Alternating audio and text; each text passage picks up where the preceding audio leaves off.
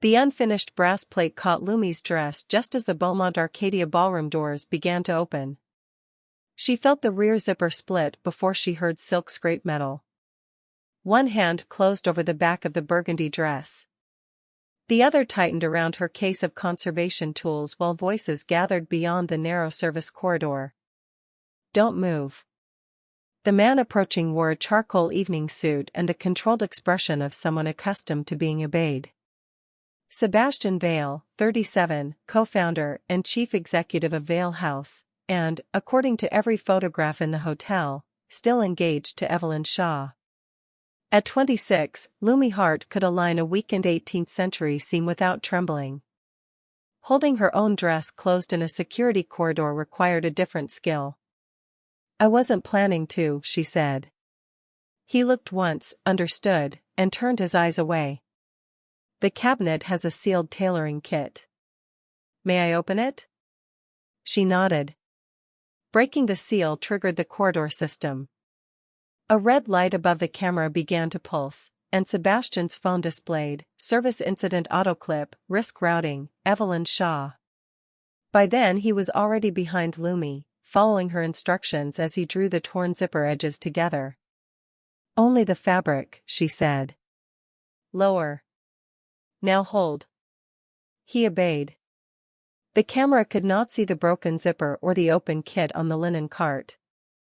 It caught Sebastian rising behind her with one hand near her waist while Lumi turned and steadied herself against his chest. The truth was a damaged dress. The image suggested something else. "Is it secure?" she asked. "For now." Lumi stepped away before embarrassment could make the decision for her. Rain had loosened several chestnut waves from their pins. She pushed them behind one ear, checked that the plain emergency thread held, and picked up her case. Sebastian looked at the pulsing light, then at the alert on his phone. The clip should overwrite after the incident review.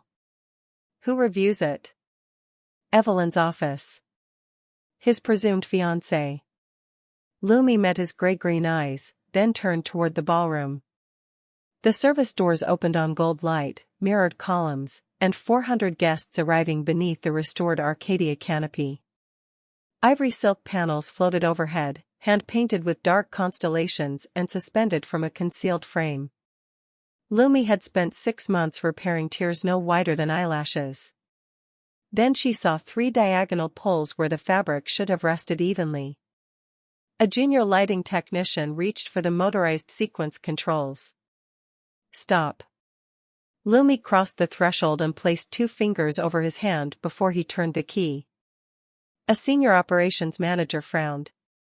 "We're already 12 minutes late. The canopy is carrying load in the wrong direction." The manager looked up and saw only a beautiful ceiling. "The motor passed inspection. The motor will add vibration." Sebastian came to her side. Formal courtesy had left his face, concentration remained. "Show me the load path." Lumi pointed from a fixed corner through the painted panel to the center seam. "It should disperse along flexible mounts. Instead, it's pulling across the silk. How little movement could worsen it?" "The lighting sequence is enough."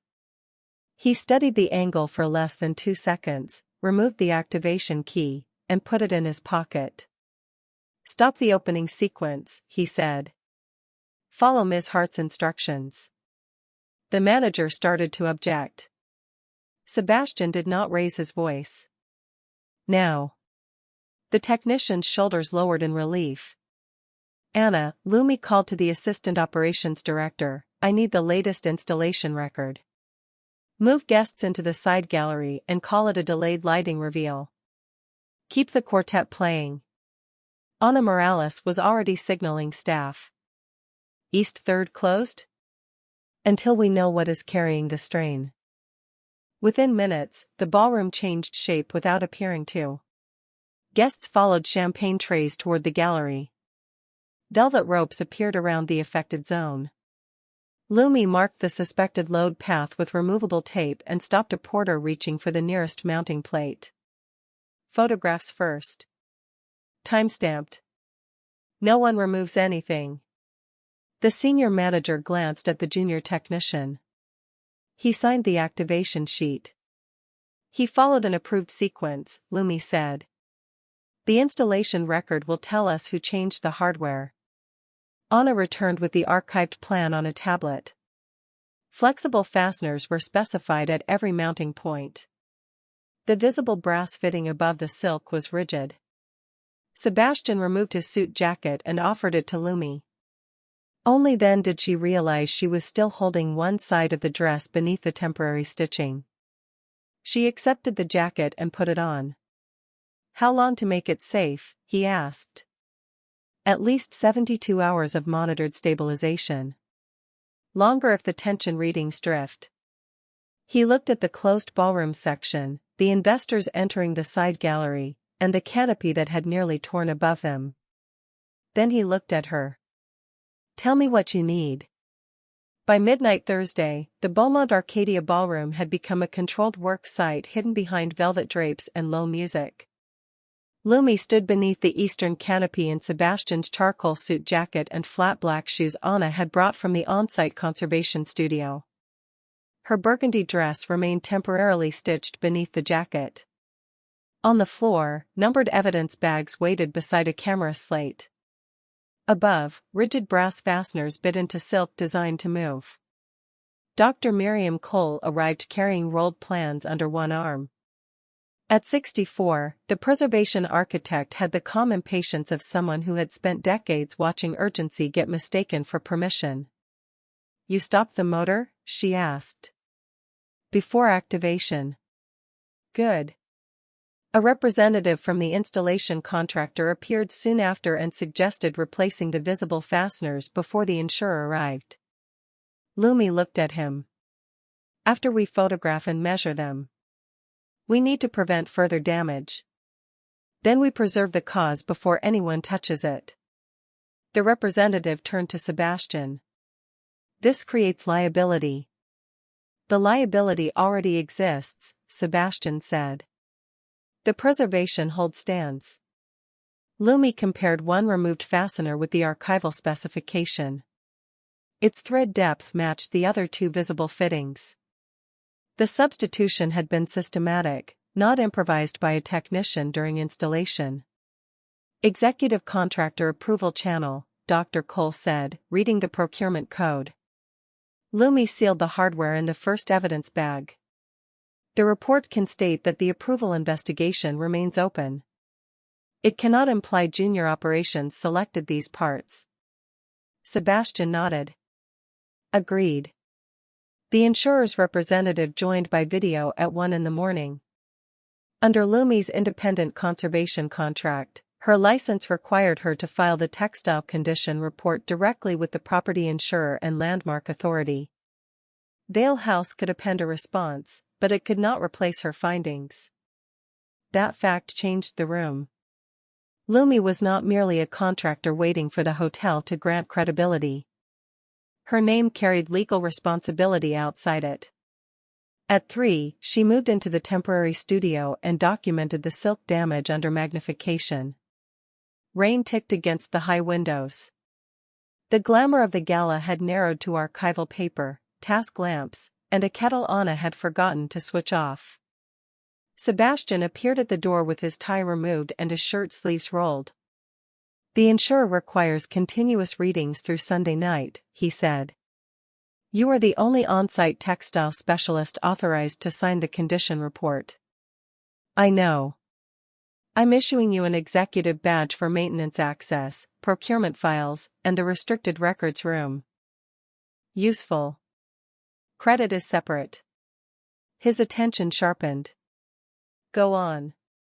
When this is over, does my name appear in the permanent preservation record?" "You led the textile work." "That wasn't my question." He straightened. "A museum used my research 2 years ago," Lumi said. "The department thanked the institution and the donors, then removed my name when I refused to soften a finding.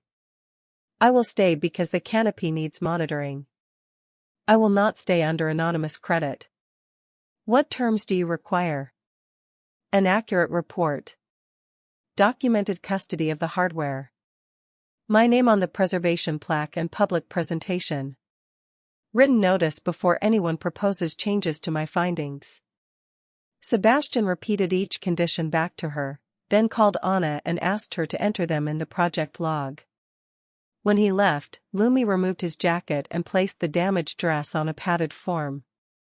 The temporary thread had held, but the zipper tape was torn where the unfinished door plate had caught it. Anna opened a cabinet of conservation silks. Matching burgundy? Lumi chose a narrow spool of gold. That will show. Visible doesn't have to mean ugly. Before dawn on Friday, Lumi clipped into the maintenance line above the ballroom. The platform was barely wide enough for 2 people. Sebastian carried the structural plan and the work light. Dust marked one cuff. His dark hair had lost its exact order. Light to my left, she said. He adjusted it. Lower. He lowered it. Most executives followed technical instructions until the instructions made them feel subordinate. Sebastian seemed more interested in whether the work was right. Lumi leaned toward the first mounting point and photographed the rigid fastener. The silk had been drawn tight against a fixed support with no tolerance for vibration. The second point showed the same substitution. At the third, several fibers had already begun to separate. Sebastian traced the beam with one finger on the plan. The motor vibration would travel through this brace and multiply the pull across the seam. How close? The first visible tear would have happened over the investor reception.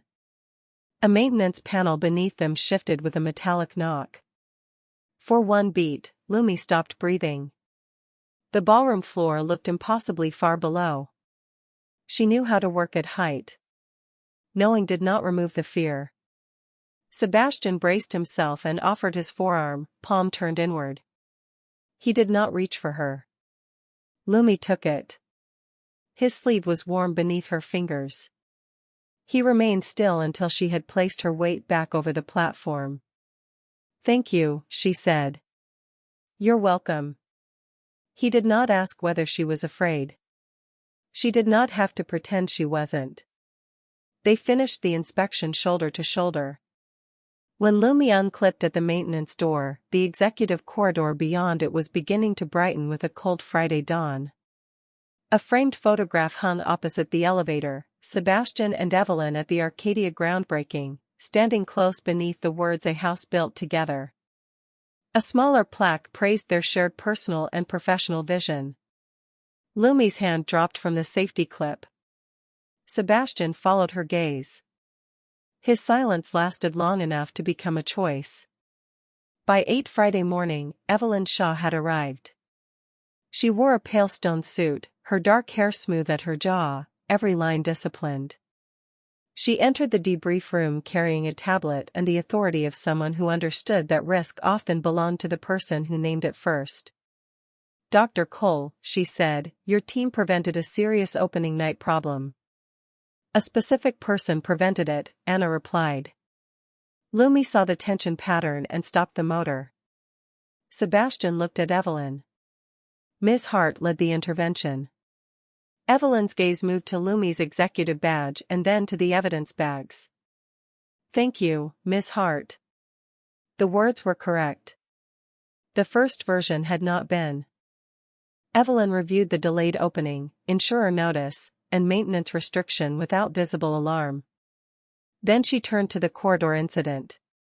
Opening the emergency cabinet generated an automatic 90-second clip, she said. The system routed it to my security risk queue. The file is scheduled for deletion after review. My dress caught on an unfinished door plate, Lumi said.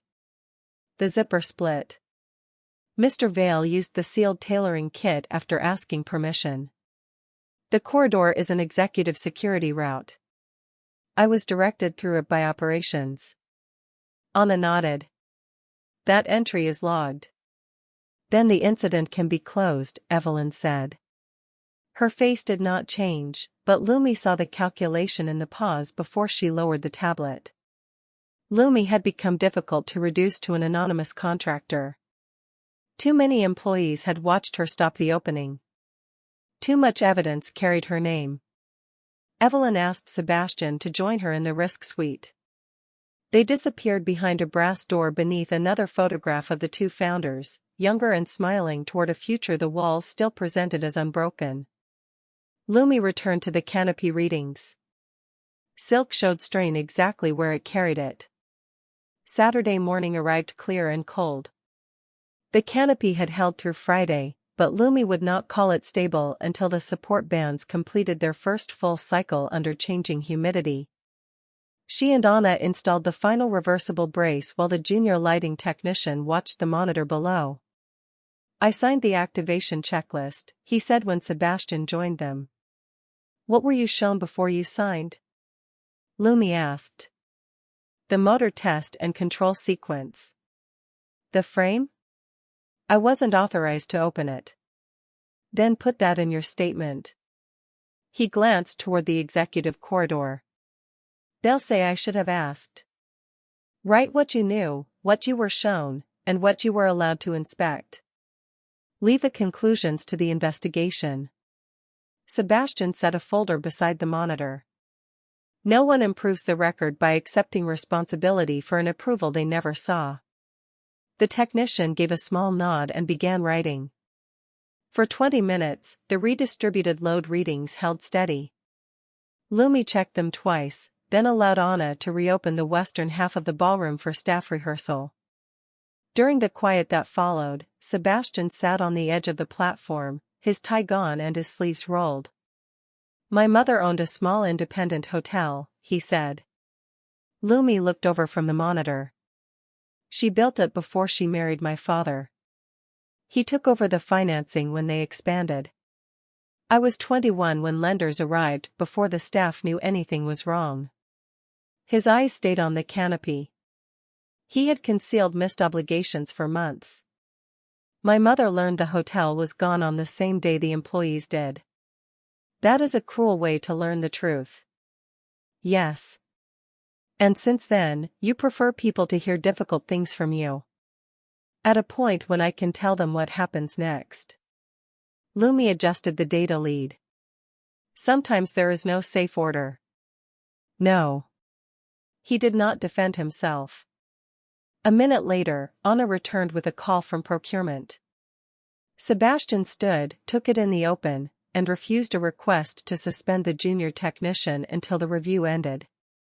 "He followed the access limits we gave him," Sebastian said.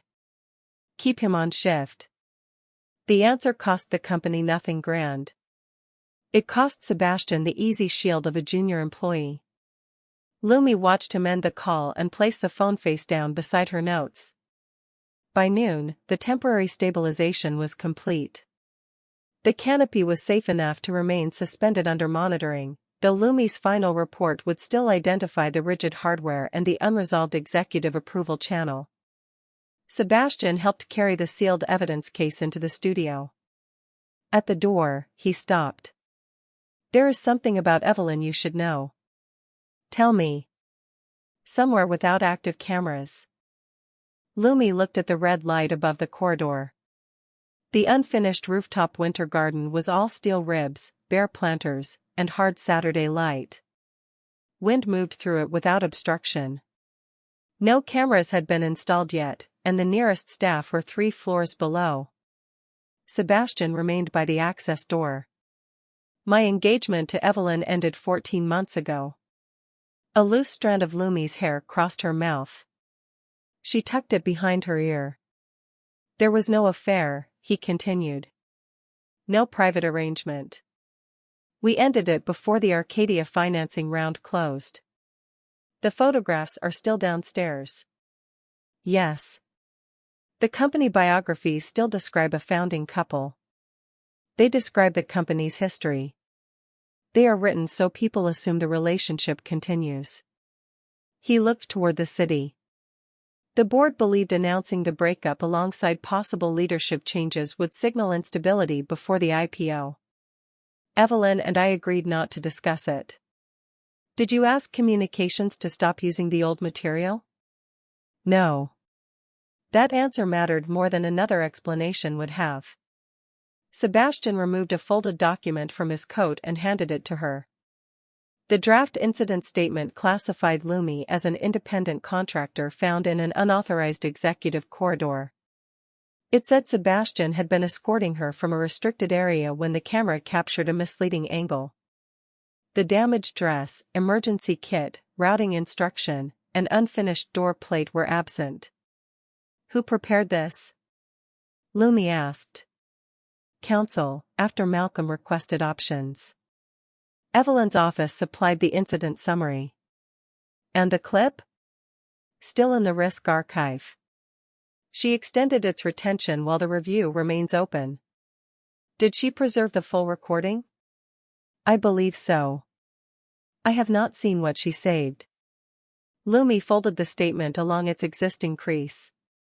What were you expected to do? Approve it. Did you? No.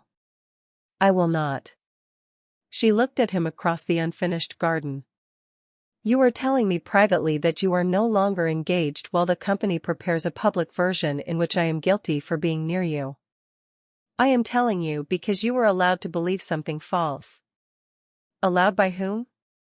He did not answer. Lumi glanced back at the hotel's glass roof. You have a right to private grief. You do not have a right to use another woman's mistaken status as reassurance for investors. I know. Then correct it. I will order the announcement today. Do it because the record is wrong. Do not make me the reason you can later blame. Sebastian held her gaze. Understood. They returned downstairs separately. Late Saturday afternoon, Anna showed Lumi the part of the written directive that affected the project record. Sebastian had instructed counsel to withdraw the access violation statement, prepare an accurate announcement confirming the engagement had ended 14 months earlier, and prohibit any public release of the corridor recording or private garment details without Lumi's written consent. Malcolm and Evelyn were copied. Evelyn replied 6 minutes later. An announcement before lender calls materially increases roadshow risk. The incident file should remain privileged until the board reviews the full exposure. Sebastian answered. The relationship status and Ms. Hart's authorized access are not negotiable facts. Prepare the correction. Lumi returned Anna's tablet. On her way to the studio, she saw Sebastian alone in the executive corridor. The founder photograph still hung opposite the elevator. He removed it from the wall, slid it into an archival sleeve, and wrote a date on the temporary label, public display suspended pending accurate historical caption. He did not know she was watching. He carried the frame toward records instead of calling someone else to do it. That evening, Lumi and Dr. Cole completed the technical findings. Anna supplied the procurement timestamp. Lumi signed only the portions she could independently verify and struck a sentence describing the danger as cosmetic instability. 3 mounting points were already separating fibers, she said. Dr. Cole initialed the correction. Then the report should say so once. They removed 2 repetitive paragraphs and attached the photographs that proved the point. Sunday morning, the burgundy dress hung on its padded form beside Lumi's worktable. The broken zipper had been removed, and the first section of gold reinforcement lay stitched across the torn tape. Sebastian arrived in a white shirt with his sleeves rolled. He stopped inside the doorway. You saw the directive. I saw that it exists. He nodded once. The board has not released the announcement. Why? Malcolm scheduled an emergency vote for noon. Evelyn asked that the incident file be included in the risk materials. Lumi set down her needle. Would you have rejected the statement if I had already left? I cannot prove that. No. I can tell you the instruction stands if you never speak to me again. She studied him. He had removed the photograph, preserved the technician's job, and put the refusal in writing before he knew what any of it would earn. He placed his phone on the table with the sent directive open.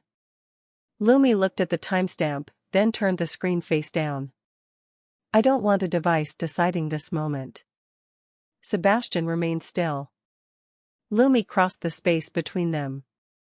Up close, she could see exhaustion beneath his composure and a question he did not try to answer for her.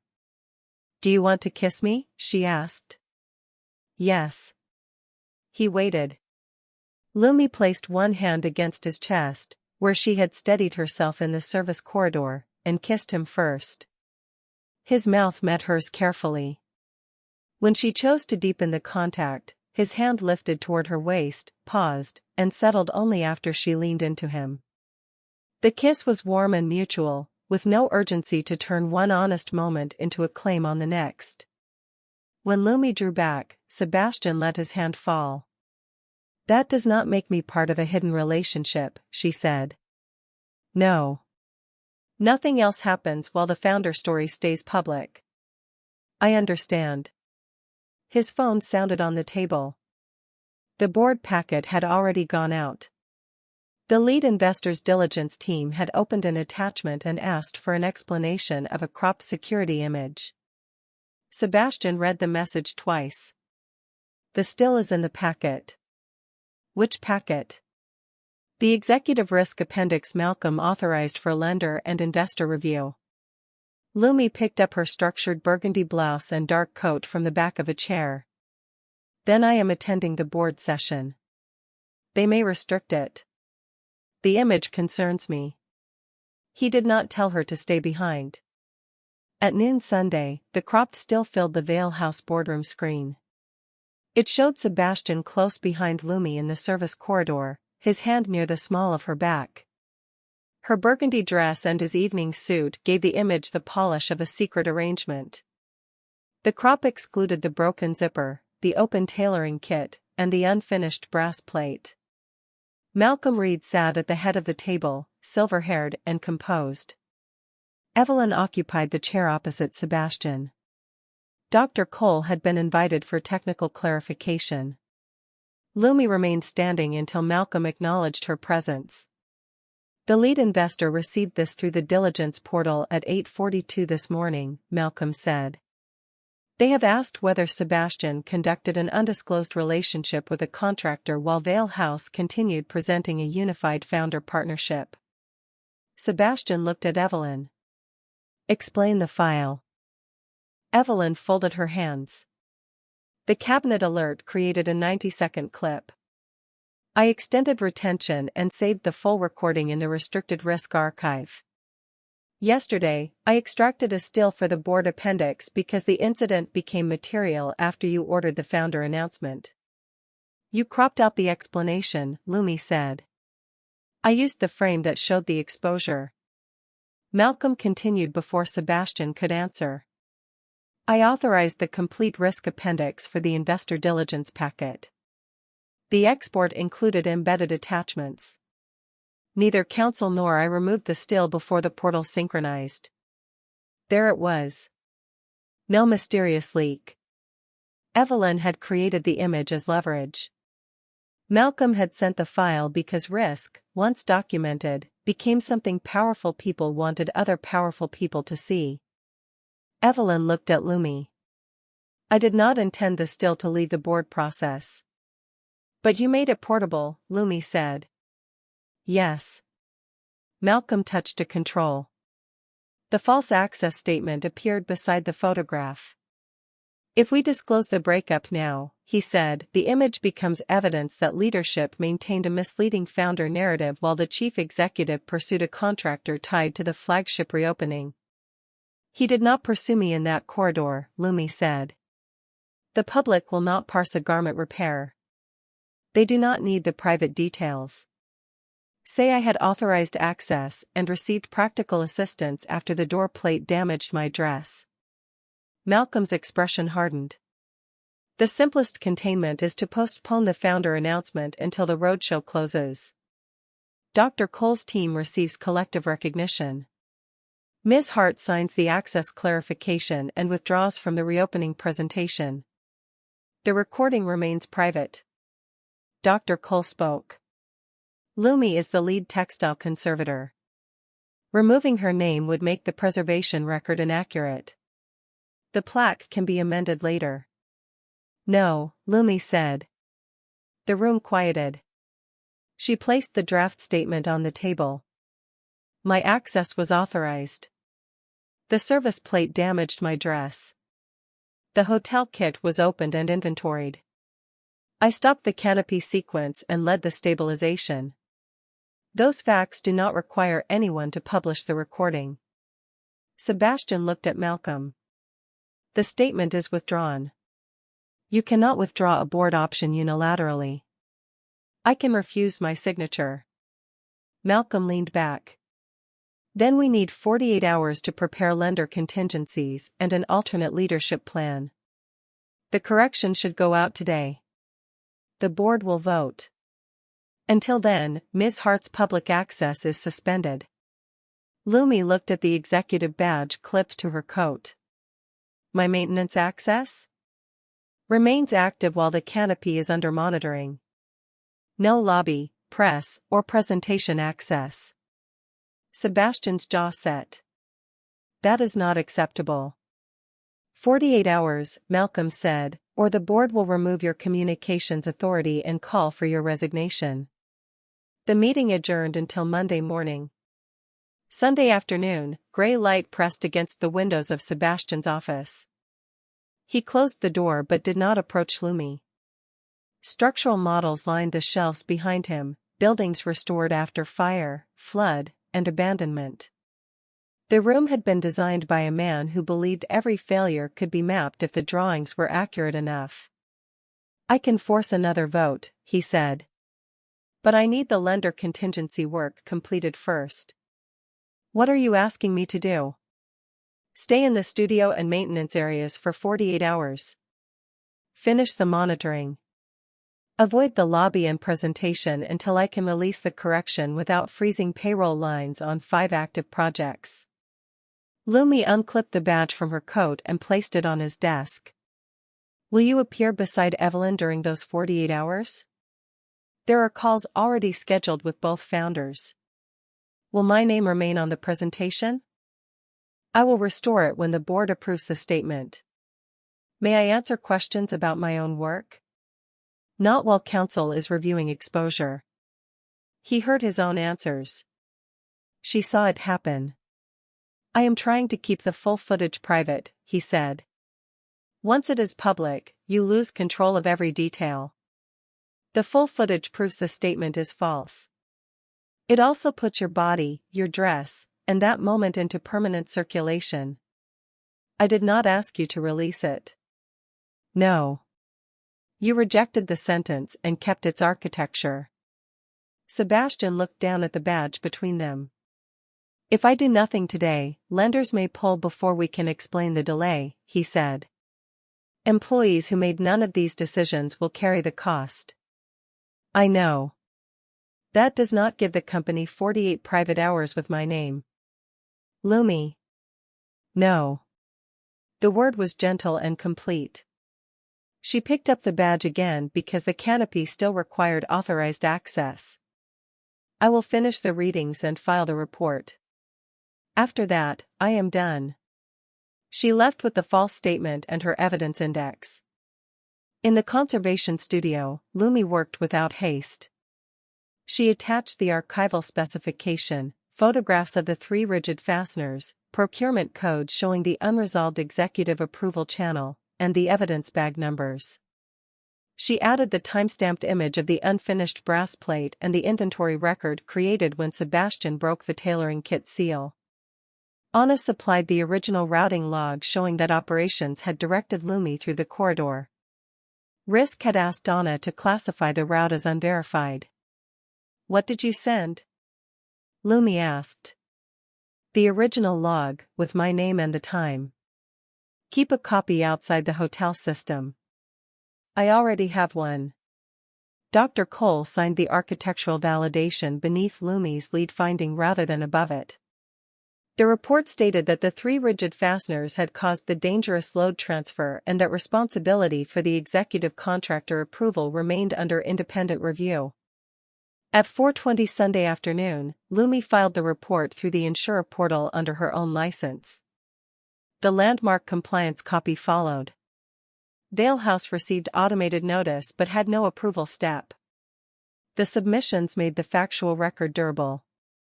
Lumi removed the executive badge and placed it in a clear return envelope with a written request confirming that Vale House could not alter or anonymously republish her work. She withdrew from the public presentation and removed her name card from the materials prepared for the reopening. Sebastian arrived as she closed the evidence case. "You filed," he said. "Yes. I was not going to change it. The report does not depend on that now." He glanced at the badge envelope. "I can still stop the board from blaming you. The insurer has the door plate, routing log, and kit record. They can try. Give me until Tuesday." Lumi put on her dark coat over the structured burgundy blouse she had changed into for the presentation. "You are asking me to lend my absence to the company. I am asking for time to protect employees. And I am an acceptable cost because you think you can repair it later." His face tightened, but he did not deny it quickly enough. Lumi lifted the evidence case. "I believe you did not plan to humiliate me. I also heard what you asked." He took one step toward her and stopped. "What happens to us?" The question hurt because there had been in us for only one kiss, one rooftop truth, and several moments when he had chosen restraint. It was still enough to lose. "I will not begin a relationship in a building where my presence is restricted to maintenance doors." He did not touch her or mention the kiss. Lumi walked past him into the corridor. The camera's red light remained steady above the service route. She continued beyond the brass door and crossed the grand lobby. Guests moved over polished marble beneath winter arrangements of bare branches and white flowers. Employees who had watched her stop the canopy sequence saw her carrying the evidence case. Anna stood near the ballroom entrance. The junior technician gave Lumi a solemn nod. She entered the revolving door used by investors, guests, and anyone the hotel expected to be seen. Outside, wind cut between the buildings. Lumi did not look back until the glass had carried her fully onto the sidewalk. Sebastian remained inside, framed between the public lobby and the brass service corridor. Monday morning was bright and cold. At 8:57, a public Vale House briefing link arrived through the same preservation distribution list used for project updates. Lumi sat in her independent studio wearing a pale gray work shirt and dark trousers. Textile samples rusted beneath glass around her. No one controlled the door but her. She opened the stream. At 9, Sebastian appeared behind a plain lectern in the Beaumont Arcadia ballroom. Evelyn stood several feet to his right. Malcolm sat with the board. Employees filled the front rows, investors and press joined remotely.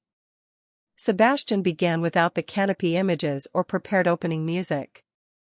"My engagement to Evelyn Shaw ended 14 months ago," he said. Vale House continued to use public materials that encouraged a different conclusion. We benefited from that ambiguity. I approved the silence. Evelyn's posture did not change. Sebastian described the corridor encounter as assistance with a damaged garment after an authorized conservator had been directed through a service route. He gave no details about Lumi's body or the exact repair. "We will not release the recording," he said. "Correcting our account does not entitle us to turn Ms. Hart's private moment into public evidence." Then he named her. He stated that Lumi Hart had identified dangerous canopy tension, stopped the lighting sequence, directed the stabilization, protected the evidence, and filed the independent report. He confirmed that the proposed access violation statement was false and had been withdrawn. "I also asked Ms. Hart to remain out of public areas while the board managed the consequences," he said. That request repeated the same erasure in a form I found easier to defend. Malcolm leaned toward his microphone. The board has not approved your characterization of the governance process. It does not need to approve my account of what I asked her to do. Sebastian announced that the IPO roadshow was paused immediately. He surrendered his board vote, communications authority, control of the financing process, and all security risk oversight for the duration of an independent review. Under the Emergency Governance Clause, Malcolm would hold executive approval authority, while Sebastian retained the chief executive title only for operational continuity. His compensation was suspended, and he could not hire, dismiss, negotiate financing, authorize public statements, or direct the Arcadia investigation. The loss was visible before he finished speaking. An aide removed the voting folder from his place at the board table and carried it to Malcolm. If the review concludes that my continued title compromises the company, Sebastian said, my resignation is effective on the date the independent chair accepts it. I have signed it in advance. Malcolm's expression hardened. The board asked whether you would maintain the founder narrative until the roadshow could be restructured. I will not. Evelyn then confirmed the breakup timeline and explained the chain of custody. The emergency cabinet had generated the 90-second clip, she had extended retention, preserved the full file, and extracted the cropped still for the board appendix. Malcolm had authorized the appendix for investor diligence. The portal had synchronized the embedded attachment. I believed internal leverage was necessary to prevent an announcement I considered destabilizing, she said. That decision created the external exposure. The board announced that the roadshow would remain suspended, an outside governance firm would oversee the review, and no employee involved in the canopy intervention would be disciplined while the procurement investigation continued. Lumi watched until the stream ended. Anna texted minutes later. Technician retained. No staff discipline. Report locked. Evelyn no longer controls security review. Lumi replied. Preserve every written instruction. She did not contact Sebastian. 4 weeks passed.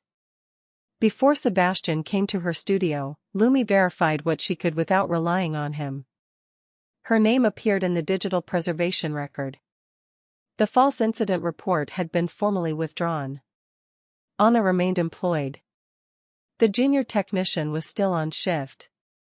The contractor substitution was recorded as an open executive approval investigation rather than a staff error. The independent governance review continued after press attention moved elsewhere.